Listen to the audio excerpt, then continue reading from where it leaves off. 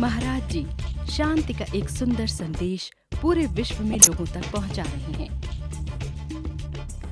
उनका कहना है कि हर मनुष्य के अंदर एक बहुत ही सुंदर अनुभव है, जहां पहुंचकर हम परम शांति और आनंद को महसूस कर सकते हैं और उस अनुभव तक पहुंचने के लिए मैं आपकी मदद कर सकता हूं। उनका संदेश सिर्फ शब्दों तक ही सीमित नहीं है। लोगों को अपने अंदर शांति तक पहुंचने के लिए वे उनका मार्गदर्शन भी करते हैं। उनके संदेश से प्रभावित लोगों का कहना है कि उन्होंने जिंदगी को एक नए नजरिए से देखा है और अपने ही अंदर शांति का अनुभव किया है।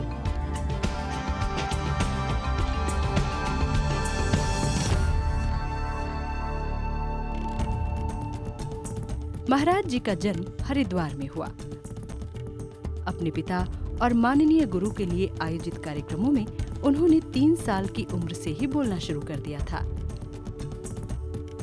4 वर्ष उम्र में दिया उनका प्रवचन पहली बार प्रकाशित हुआ।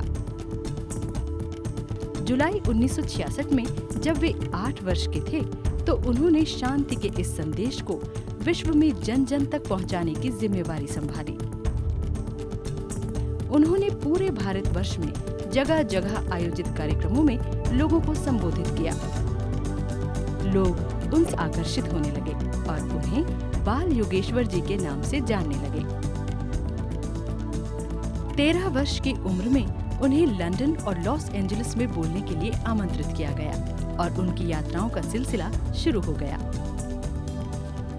उसके बाद उन्हें लगभग हर महाद्वीप से बोलने के आमंत्रण आने लगे। को उनके इस महान कार्य के लिए संसार के कई शहरों में सम्मानित किया गया है।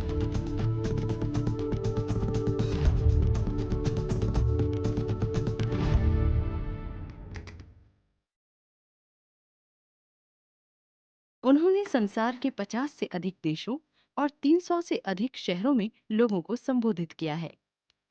पूरी दुनिया के अनेक विश्वविद्यालयों और सामाजिक संगठनों द्वारा उन्हें नियमित रूप से आमंत्रित किया जाता है।